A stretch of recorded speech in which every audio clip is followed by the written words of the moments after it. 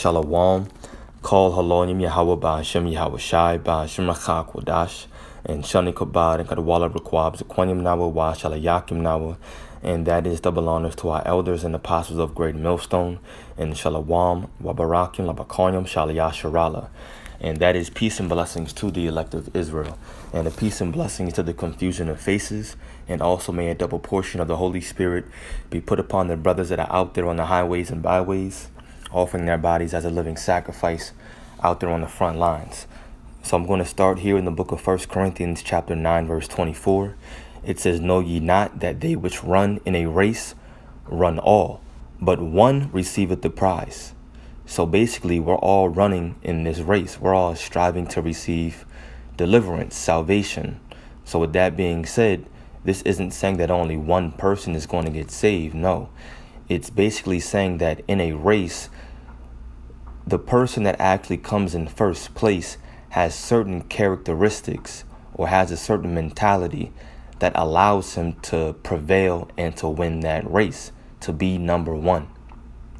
So know ye not that they which run in a race run all, but one, remember, one kind of mentality, one person with specific characteristics receiveth the prize. So run that ye may obtain. So I was looking at this in different translation comparisons, and through the Spirit is what came about the title of this video. The CSB says, "Don't you know that the runners in a stadium all race, but only one receives the prize? Run in such a way to win the prize." So there's a specific way to run in order to win the prize. You have to have good form, proper form, and there's a proper way that we should be running this race in this truth. And the NIV says the same exact thing. If you see, it says run in such a way as to get the prize. So we have to make sure that in this truth, we're running in a specific way, specific fashion or form that's going to allow us to efficiently win that race. So with that being said, I actually looked this up. I typed into Google something along the lines of what is the best running form, or what is the best way to run. And it led me to this article from verywellfit.com, 8 tips for proper running form. And this was just written a few days ago, July 26, 2019. It says, "Improving your running form can help you run faster, more efficiently, and comfortably, and with less stress on your body and reduced injury risk." And Micah 2:10, Salakia, says that this is not our rest. So of course, I'm not promoting that this race we're running in this truth is going to be swift and easy or comfortable or even less stress, because the scriptures say that we have to endure temptation. But with that being said, we can most definitely run this race through the Spirit more efficiently. We can run this race in this truth more efficiently if we're keeping in mind certain, I'm just going to say as of right now, before I jump the gun, speaking of racing, before I jump the gun, I'm just going to say if we keep in mind certain scriptures, then we can run this race more efficiently. So it says, good form reduces your risk of fatigue and ensures that you are getting the most out of your run, because we're not in a sprint right now. A sprint, you do have to be in shape, but for the most part, a sprint is over very quickly, and you definitely need good form for a sprint. However, we're most definitely in a marathon, and of course, you still need good running form, and you definitely need to have endurance.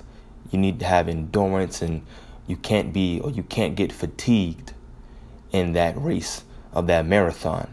And that's just how we are in this truth. So it says, look, follow these tips to work on perfecting your running form.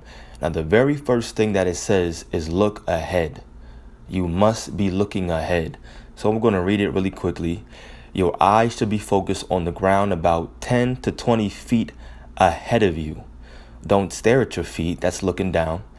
Not only is this proper running form, but it's also a safer way to run because you can see what's coming and avoid falling. And then it goes on to give you more tips about why your head needs to be, or your eyes should be focused ahead of you. So look ahead. Now, the very first thing that this made me think of, and some of you brothers may have already thought about it, who knows, but this is the book of Luke, chapter 17, and I'll start at verse 28. Likewise also, as it was in the days of Lot, they did eat, they drank, they bought, they sold, they planted, they builded. But the same day that Lot went out of Sodom, it rained fire and brimstone from heaven and destroyed them all. Even thus shall it be in the day when the Son of Man is revealed. And the Son of Man is Yahushua. And when he returns again, then America is going to be simultaneously destroyed, just like Sodom and Gomorrah was, by fire, by nuclear fire coming out of those chariots, and by the nuclear fire coming from the missiles that are going to be shot from these other nations in the midst of World War III. That's how America is going to lose World War III and be destroyed upon the Lord's return. So it says, in that day, he which shall be upon the housetop, and his stuff in the house, let him not come down to take it away. So don't look back, look forward. And he that is in the field, let him likewise not return back. So don't look back, look forward. Remember Lot's wife.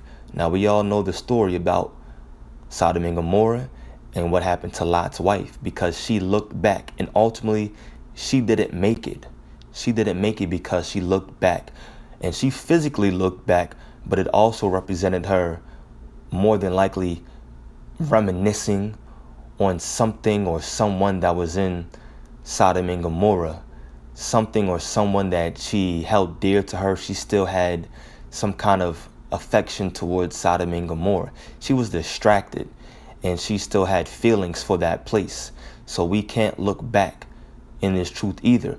We have to make sure that our mind is constantly upon the kingdom of heaven. The scriptures say that your mind should be upon the matter of fact. I just thought of that too, so I'm gonna grab it. This is Colossians chapter 3. Yeah, the point. I'm gonna get it right to the point. Verse 2. It says, set your affection on things above, meaning on the kingdom of heaven, not on things on the earth. Things on the earth is basically you looking back. You're turning around, because let's just think about it. And I'm sure you have a lot of brothers that ran track before. If you're running a race, let's say you're running a 400. A 400 is one time around the track. If you're coming up to the very last home stretch, the last 100, let's just say you're in third place. And then all of a sudden, you're running, and then you pass second place. So now that means you're in second place. Once you're in second place, you can't turn back and look to your side and see where now third place is. Looking to the side of you. No, you have to make sure you pass first place now. So now once you actually continue looking forward and you pass first place, then now the new thing that your eyes should be focused on is what's ahead of you, which the only thing that's ahead of you is the finish line, breaking through that ribbon, crossing the finish line, still in first place, and winning the prize, getting that crown. But if you pass third place, and then you pass finally second place, and then first place, but then all of a sudden you get complacent and you start looking behind you, and you're not looking what's ahead of you, which is the finish line, then you're going to slow down, and now you're not running that race efficiently anymore. Just like in this truth, once you came out of this world and now you're in this truth, you can't look back. You can't say, oh man, I was going to go to the NBA, or I was going to go to the NFL. I could have made it in this world. I could have been a big shot actor or actress or so on and so forth, model, whatever you wanted to do in this world, be a big time CEO, entrepreneur, whatever it was. You can't look back. You have to constantly set your affections on things above and not on this earth. Okay? So now, as we keep going on in this article, it says keep your hands at your waist and then relax your hands, right? Check your posture. relax your shoulders, and so on and so forth. So it continues to give you proper running form, what they believe is the best running form. So all I did was just, oops, I didn't mean to throw it away. All I did was just grab some scriptures that I thought to be the best way for us to run this race. So this is the book of Ephesians chapter 6, actually.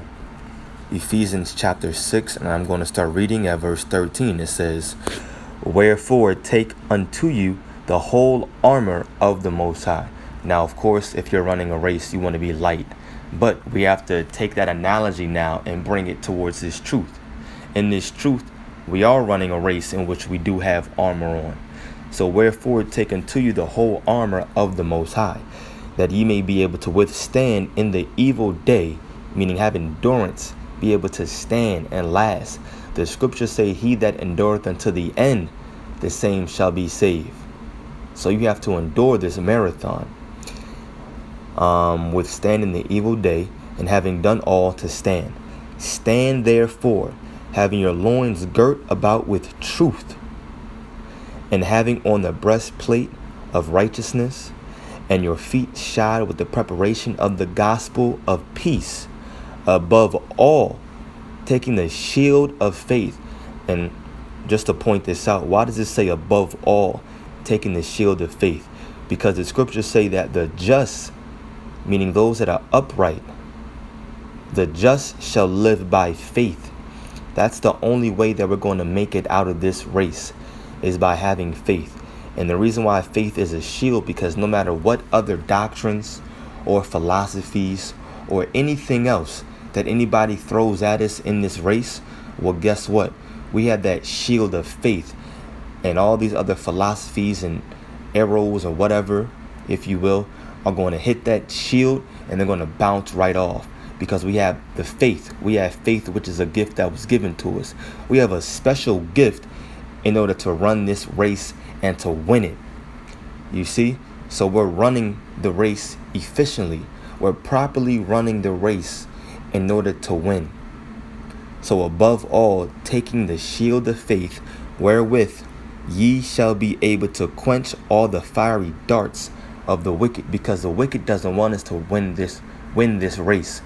You see, we passed second place, we passed first place, and now we're running. The scriptures say that many are called, but few are chosen. So only a few that are called into this race are going to actually be chosen or elected, are going to actually win. But once you're in first place, you see Esau doesn't like that. The wicked, these Edomites don't like it. And what they're doing is sending people out like Vocab Malone and Jesus is the Word and other people to try to come up against the doctrine. But guess what? We have that shield of faith amongst everything else that we previously read. But I'm just harping on that because it says above all the shield of faith, that we may be able to quench all their fiery darts, all their other philosophies and their different breakdown of what they think is the true doctrine. Just nitpicking, really. It says, and take the helmet of salvation and the sword of the Spirit, which is the word of the Most High, praying always with all prayer and supplication in the Spirit, and watching thereunto with all perseverance and supplication for all saints. It says perseverance. Let's look up that word perseverance and let's see what that has, because you need perseverance in a race. Perseverance in the Greek. Ooh, okay. Whenever I play it, you can't hear it, so let me try to pronounce this. Praskar Tarasis. Praskar Tarasis. All right, it just says perseverance. Okay, persistency. So another word for perseverance is to be persistent. So you have to be persistent. Another word for persistent is diligent. Because in a marathon, you get tired. You're running for miles and miles and miles. But before, there's actually preparation that you have to do before a race, whether it's a sprint or a marathon. Specifically a marathon, you have to make sure you have proper glycogen levels. You have to make sure that you're eating proper carbs in order to be able to not have as much lactic acid build up in your thighs and your muscles, so that you can keep enduring and being persistent and showing perseverance while you're running. So you have to make sure that you have the proper running form and everything, keeping your eyes forward, swinging your shoulders properly, swinging your arms properly, not having your hands all tense. You see? With all perseverance and supplication for all saints. Now, the last scripture that I want to get is Galatians, the 5th chapter. Because along with running this race, we have to make sure that we're shedding off the flesh, putting off the flesh. Let me see. Where do we want to start? We'll start right here. Galatians 5 verse 18. But if ye be led of the Spirit, ye are not under the law. So if we're led of the Spirit, then guess what? We're going to win that race. Now the works of the flesh are manifest, which are these. This is what's going to make you lose that race and not what? Enter into the kingdom of heaven, not receive deliverance or salvation. It says adultery, fornication, uncleanness, lasciviousness, idolatry, witchcraft, hatred, variance, emulations, wrath, strife, seditions, and heresies. And of course, I'm reading through this rather quickly, but if you haven't done so already, then you should look up all of these words. It doesn't take that long. Envyings, murders, drunkenness, meaning you're not sober, you're not clear-minded, revelings, meaning you're riotous, and such like, of the which I tell you before, as I have told you in the time past, that they which do such things shall not inherit the kingdom of the Most High, meaning you're not going to win the race. But the fruit of the Spirit is love, joy, peace, long-suffering, gentleness, goodness, faith, meekness, temperance. Against such there is no law, meaning that you're going to win the race if you're keeping these things in mind, the fruits of the Spirit. And they that are Yahushai's have crucified the flesh with the affections and lusts. If we live in the Spirit, let us also walk in the Spirit. So if you're walking in the Spirit and you constantly have the mentality of, I think it was actually first, man, don't quote me, but a brother in the Dallas camp that said, less flesh, more spirit, less flesh, is what I believe he said. More spirit, less flesh. If you constantly have that mentality and you're displaying these characteristics, then you're going to be that person that wins the race. You're going to be running in a way that's more efficient in this truth. You're going to have better endurance. Remember, I quoted it already, but he that endures unto the end, the same shall be saved. So make sure that you're constantly examining yourself, as the scriptures say, that you're running this race with proper form, so that you may endure and win. So with that being said, I pray that this video was edifying. I want to give all glory, praise, and honor to Yahweh Ba'ashem Yahushai Ba'ashem Dash. Double honors to our elders and apostles of Great Millstone, and peace and blessings to the elect. Shalom.